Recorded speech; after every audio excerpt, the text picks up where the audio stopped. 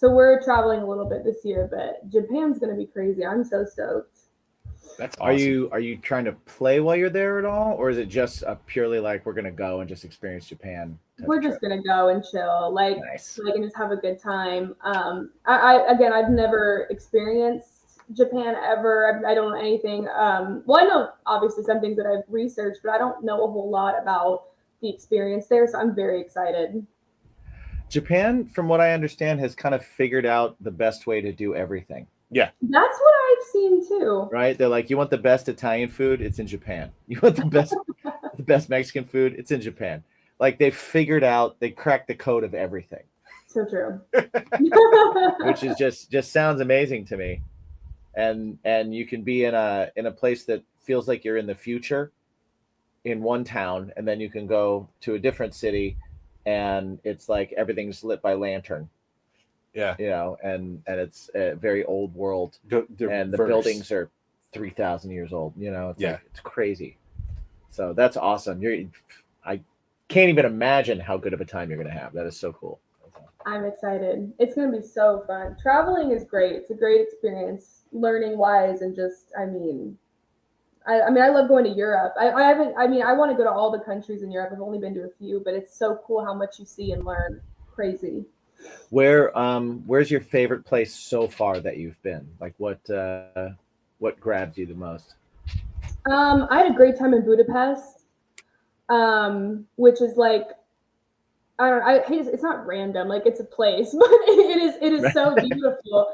I absolutely loved it. It kind of gave like a hometown vibe, which is crazy because like it's big, but Right. it kind of gave that vibe that you were like at home almost. It was so cool. It's still my favorite place I've been is Budapest. It's beautiful. Nice. That's awesome. How long did you get to go there for? Just honestly, just a few days. I think we were there for 4 days. It was so fun. Like I'll never forget it. That's awesome. What about you guys? That's awesome. What's your favorite place you've been like ever? Ooh. I was lucky enough to actually tour and play in China for a couple of weeks, and that was an incredible trip. So I got to see a number of different cities, and every city that we were there for 2 days. So we had a day to be in the city, and then we played on the second day. And so we would like go to a city, hang out for a day, hang out for the next day, play a show, go to the next city, hang out for a day, and that was just incredible. The experience of, again, walking into places that you just kind of felt the history. Right. And it was like, wow, I'm standing on the same, I've said it before, like I'm standing on the same ground that like samurais fought on. Yeah. Like that type of thing. There's so much history there. The architecture is amazing there. And it's similar in that you have certain areas that are very modernized and then certain areas that are really, really not. Yeah. And getting to see both of those types of things as well was really cool. And just learning about the culture. We had our guides that were there when we first got there. They were like, do you guys want us to, find you the places that are the most Americanized? And we were like, no. We want to eat where you would eat in each town. We want to do what you would do if you were here. Take us, show us what your life would be in all these areas. Don't try and make us comfortable. And and that was like the best decision ever, because we ate like street food in a back alley somewhere that almost made us throw up. We met so many cool people. We went to these crazy clubs, everything from like weird, crazy, like cover band gigs where like we went up on stage and joined a band that was singing like Knocking on Heaven's Door in Chinese, and like I sang with them. We just kind of went back and forth with it, to like places where we did karaoke in the karaoke bars, and then places so where people showed up and gave us like Tupperwares of chicken legs and like chicken feet and stuff that they made for us and everything. So it was just such a, I've never had Chinese food again that even came close. Like Chinese food in America is not Chinese food. No. Just incredible experience. So that was definitely my favorite. Yeah. That's awesome. That sounds amazing. Gosh. It is. I recommend. I think you're probably going to have a very similar experience in Japan. Okay, good. I'm excited then. You know, anywhere you go, really, like anywhere. I just think anybody that's listening, when you travel, I think the best thing you can possibly do is find out where the people that live there hang out. Immerse yourself. Where they hang out, where they eat, what they do, what they go see, and go experience that culture and experience that part of it. Like, throw yourself into it. Get rid of any kind of like thoughts of like what you think you want to do, or what you think you'll be entertained by or you'll like, and just throw yourself into it and experience it that way. And it's amazing. Yeah. Yeah. And it's funny. Like you go to other countries too. And like you said, you're standing on the ground where 3,000 years prior, there were samurais fighting and stuff.